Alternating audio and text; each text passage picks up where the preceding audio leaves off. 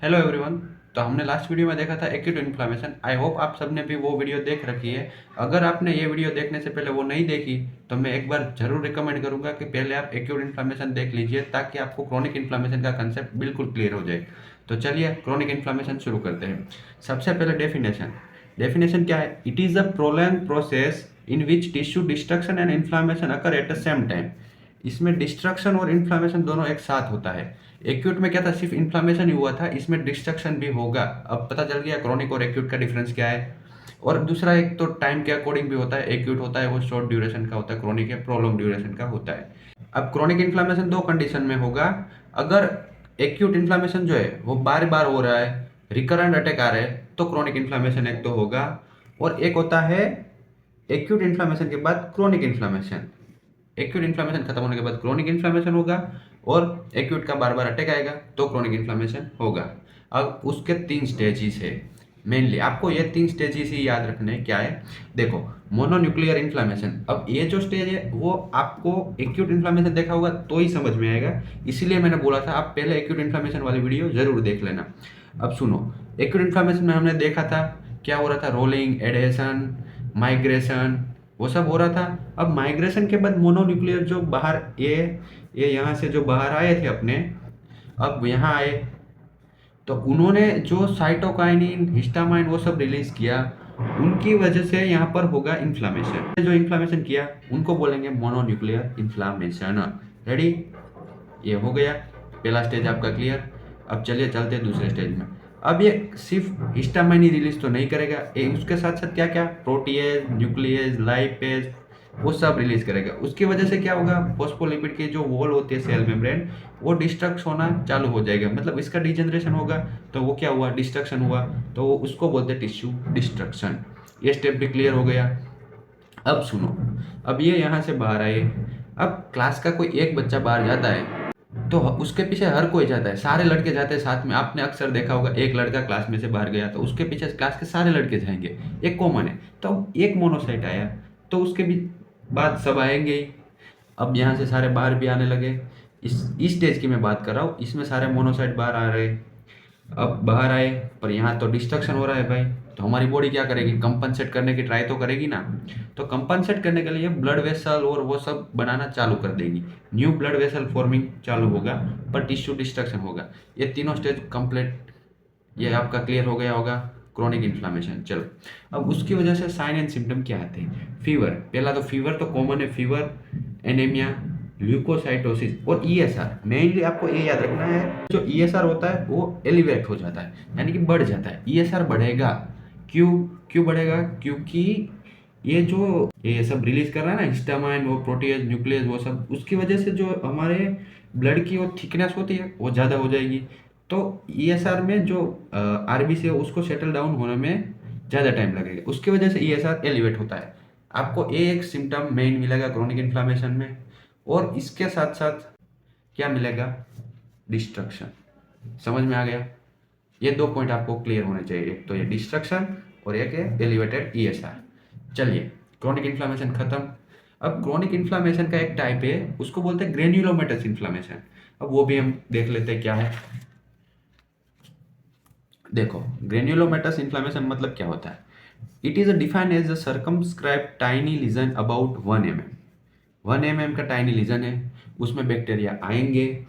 अब उसमें और इन्फ्लामेशन में डिफरेंस क्या है वो मैं समझाता हूँ आपको, नॉर्मल में और ग्रेन्युलोमेटस में। ग्रेन्युलोमेटस में जो अपने एपिथेलियल सेल होते हैं वो मॉडिफाइड होते हैं, उसको क्या बोलते हैं, एपिथेलियोइड सेल। एपिथेलियोइड सेल, उसको बोलेंगे ग्रेन्युलोमेटस इन्फ्लामेशन। नॉर्मल इन्फ्लामेशन में एपिथेलियल सेल होते हैं और इसमें होते हैं उसका मॉडिफाइड वर्जन, उसको बोलेंगे ग्रेन्युलोमेटस इन्फ्लामेशन। चलो खत्म बात। अब इसको कैसे होता है, पैथोजेनेसिस का समझ लेते हैं।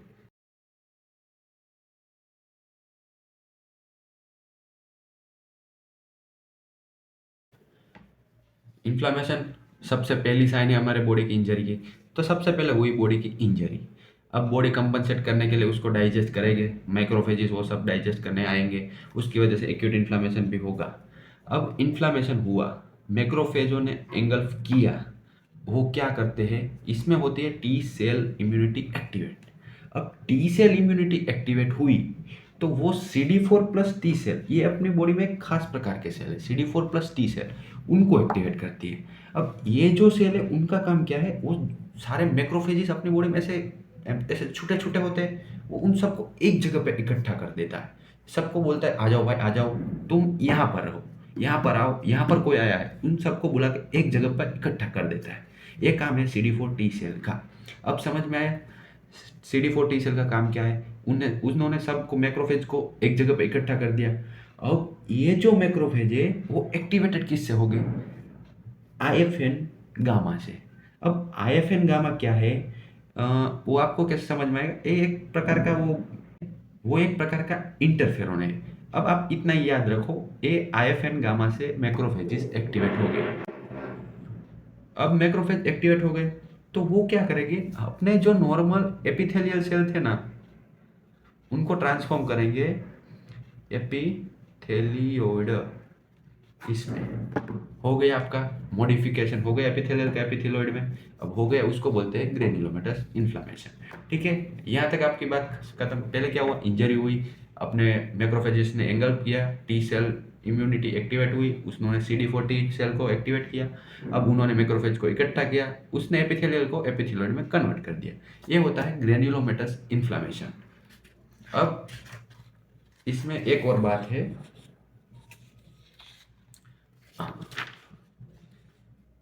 ग्रेन्युलोमा। ग्रेन्युलोमा में क्या क्या होगा, सबसे पहले तो अपने एपिथेलियोइड सेल जो एपिथेलियल के कन्वर्ट हुए हैं, उसके बाहर होगा जाइंट सेल। अब एक ऑर्डर है वो इनवर्ड टू आउटवर्ड है, ये कैसे है, इनर टू आउट। ओके, ये आपको खास याद रखना। अगर एग्जाम में क्रोनिक इन्फ्लामेशन पूछ रहे हैं या ग्रेन्युलोमेटस इन्फ्लामेशन पूछ रहे हैं, आपके ये पॉइंट मेंशन होना बहुत जरूरी है, क्योंकि इसी से ही मार्क्स बनते हैं। देखो, सबसे बीच में हो गए एपिथेलियोइड सेल जो मॉडिफाइड हुआ वो, इधर एपिथेलियोइड सेल, उसके बाद हो गए जाइंट सेल, उसके बाद हो गए lymph cell, lymphoid lymph cell, उसके बाद नेक्रोटिक सेल और फाइब्रोटिक सेल। समझ में आ गया कैसे है, यहाँ से ऐसे ऐसे, सबसे अंदर एपिथेलियोइड सेल, उसके बाद जाइंट, उसके बाद लिम्फोइड, उसके बाद नेक्रोसिस, उसके बाद फाइब्रोड। बस यही तक था ग्रेन्युलोमेटस इन्फ्लामेशन। इसके साथ अपना इन्फ्लामेशन खत्म होगा। एक्यूट इन्फ्लामेशन की हमने पहले वीडियो बना दी थी, एक क्रोनिक इन्फ्लामेशन और ग्रेन्युलोमेटस इन्फ्लामेशन हमने एक ही वीडियो में कवर कर लिया है। अगर आपका कोई डाउट है तो आप मुझे कमेंट सेक्शन में पूछ सकते हैं। अगर आपको ये वीडियो अच्छी लगी तो अपने कॉलेज ग्रुप में भी शेयर करें, ताकि हम आपकी तरह और भी बच्चों की मदद हो सके और सब पढ़ सके और सब एग्जाम में पास हो सके। हमारा मकसद सिर्फ एक ही है, एग्जाम में पास होना।